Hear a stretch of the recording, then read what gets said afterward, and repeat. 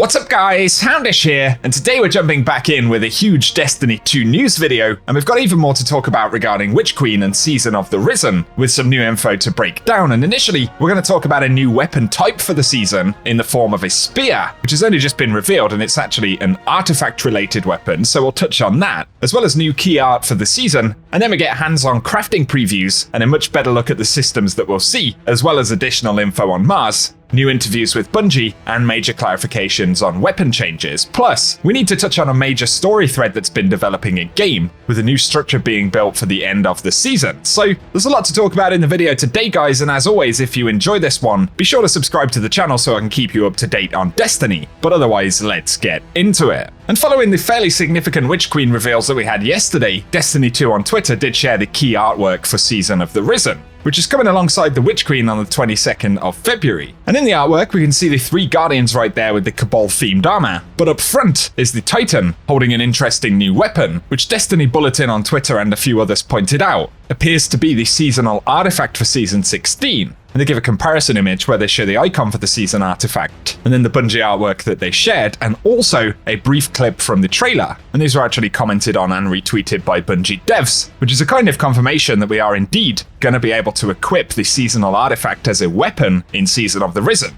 And from the gameplay segment, it appears to have a couple of different attacks. So we firstly see a player slamming it down into the ground, but then also throwing it like a spear, very similar to the Valkyrie animation from back on Warmind. And again, the object that they're holding is indeed the artifact for Season of the Risen. So that's really interesting. Of course, players are referring to equipping the artifact itself. Whether it will be a separate item, as in something that actually takes up a weapon slot, or will be available through some other combat system isn't entirely clear. But especially given that players wanted to wield the Hammer of Proving back in Season of the Chosen, and this being another Cabal season, it seems like this is a pretty cool nod to that player desire. So give us your thoughts in the comment section. And up next, we've had a bunch of previews for Witch Queen in the past day, and one of the very exciting ones to get a closer look at includes the crafting. So Game Informer posted their article right here, including a better look at the Relic and the Enclave. And initially going into that menu, there's a choice to either shape a brand new weapon or to modify an existing one. And with that selected, we essentially get a crafting collections, which shows all of the weapons that we've got unlocked to craft. And then they look at the Red Herring rocket launcher and the key crafting section with the trait perks in the middle. The empty tube socket obviously is for launcher barrels, and we can see that each perk slot has a drop down that shows the traits unlocked in that socket. But bear in mind we will have to unlock crafting traits by extracting them from weapons which feature them. And then the weapons we're crafting have to reach various levels between 1 and 20 to gain access to the various perks available for selection, which is why some of them are locked in the preview. And then after selecting the perks, the weapon can be shaped using the node on the far right. So it's really cool to get a better look here, but you may have also noticed enhanced perks in the list, which are the versions of perk icons with the yellow arrow around them. And basically these are better versions of the normal perks, such as Enhanced Snapshot or Golden Tricorn. These will have bigger stat and damage increases than the normal versions, but require even more weapon progress to actually select. And we get some more impressions on crafting and new weapon stuff from Polygon, including info about the Mars bubble on Throne World. And they say Blackburn and the Bungie team took us to Mars, but this wasn't the open world Mars we remember from Destiny 1. Instead, it's a small landing zone, an Enclave social space with NPC guardians, the mystery bounty board, and secrets. And they go on to say that weapon crafting in Destiny 2 isn't just about building something powerful for a moment, but about investing in something that could still be useful to expansions from now. And by using crafted weapons, Guardians will level them up, similar to how weapon investment worked in the original Destiny, but as players hit new level thresholds, they'll be able to customize their weapon further. And by level 20, they'll have unlocked all options for the weapon, including enhanced versions of fan-favorite perks. But then they speak about origin traits, and they say origins are fixed perks on what Blackburn referred to as family, and they'll start dropping on every new weapon in Witch Queen. The new Season 16 weapons, which are Cabal-themed, will all come with a new origin perk called Land Tank, and this offers increased damage resistance after multiple kills. And for crafted Season 16 family weapons, Land Tank is the only thing they won't be able to customize, as it's tied to the gun's blueprint. And origin perks will come on all new weapons, so crafting won't entirely replace random rolls in Witch Queen. Plus, there'll still be weapons that players can't craft, even beyond the quest-based exotics. And Joe Blackburn points out that they have things like the ritual weapon that can't be crafted, and will have some things that you'd probably think I would expect to be crafted, but we're also passionate about roles that you can only get through random drops compared to what you can get through crafting, and you're not always going after drops because they're fuel. Sometimes we'll still be going after RNG drops because they're special. This is pointed out once again that crafting won't be the only loot system that affects traits and bonuses. There will still be RNG drops, both on weapons that can be crafted, but also weapons that don't have the crafting option whatsoever, where god rolls will have to be acquired through drops. So loads of cool info there, and of course, we did a breakdown of the Vidoc yesterday, where we got lots of new gameplay. Although for now, give us your thoughts on the initial look at the crafting system, and any of the new weapons, and we are going to touch more on weapon info and update clarifications in a moment. But something else I wanted to mention, I've only just noticed it while editing this video, and it appears that we are going to see the return of Bray at some point in Year 5, potentially in Season 16, and right here we can see a piece of cinematic content. It looks to be in Zavala's office, and we've got the Guardian, as well as Eris, Saint 14, Saladin, Ikora, and Shax, but we can also see that Bray is present in just a couple of frames. And we can see her face in one of them, but otherwise her very recognizable armor. So while there has been some lore speculation that we'll see the return of Bray and the potential relationship right there with Exotech, it looks like that'll be another one of the interesting story threads alongside Witch Queen.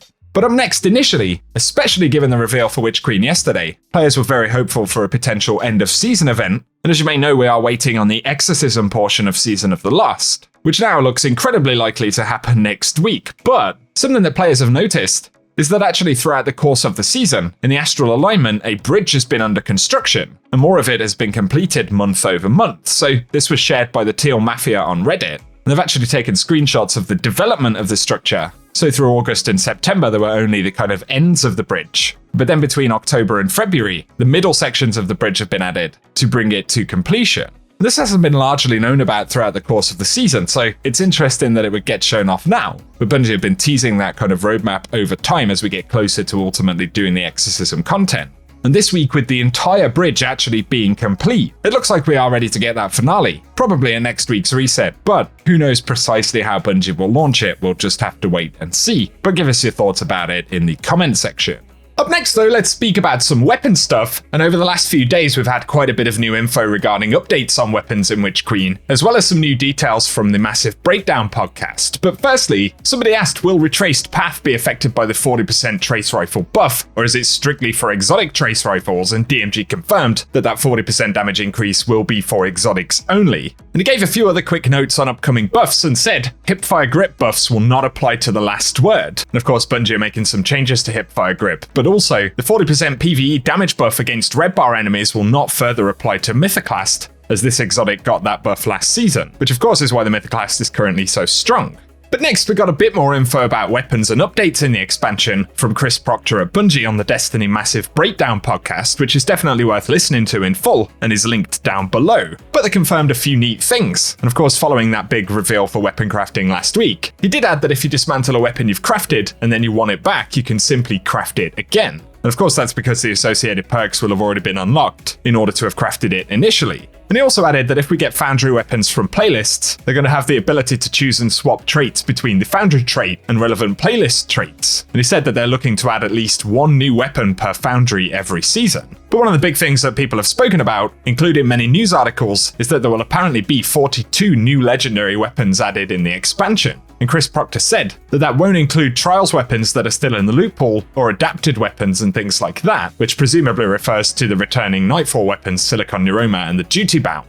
And 42 legendary weapons is definitely a very significant pool, and it makes a bit more sense as to why Bungie will cycle out certain weapons, as to free up a little bit of space. And also in the Vidoc yesterday, one of the Bungie developers referred to there being 50 weapons in total, and that makes sense given that they've revealed 8 exotic weapons will drop as part of Witch Queen. So it is an absolutely massive injection of new weapons into the game. But another interesting thing, and they asked about Le Monarch and whether it's going to get an exotic catalyst, and Chris Proctor said soon. So that one's going to be available before too long. But he confirmed other things, including that Bungie have no plans to add mod slots to exotic weapons, essentially saying that the stats on a lot of exotics, as well as the bonuses, paired with some of the mods, could break the game. But he also said that Bungie are looking into the possibility of adding currently hidden stats for weapons, such as zoom and aim assist to weapons at some point in the future. And then he teased that the Graviton lens is absolutely wild with the upcoming buffs, and that the Cerberus +1 and Merciless are looking at potentially seeing some buffs at some point very soon. So a few interesting things there, but most especially the fact that we're going to see up to 42 new legendary weapons in Witch Queen, which is pretty bonkers, so give us your thoughts about it down below, and once again, I've linked to the Massive Breakdown podcast in the description. Another quick mention here though, and we got some free emblem codes revealed via puzzles in the Witch Queen Collector's Edition. However, all players are able to redeem them, and the codes were posted by Destiny Bulletin on Twitter and are on screen right now. So, of course, to get them, you have to sign into your Bungie.net account and go to the redeem code section, which is also linked in the description, and then you put in the codes to retrieve the emblem in-game, and there are some pretty cool ones there. So, if you haven't seen those yet, they are available to unlock for free. But for today, guys, that is everything that we have to speak about in the video. So, as always, I hope you have enjoyed this one, and if you have, be sure to get subscribed and turn on notifications as we've got loads of content to cover in the coming weeks. But if you've enjoyed the video today, a rating below really does help us out as well. But otherwise, I appreciate you tuning in, and I hope you guys have an awesome day.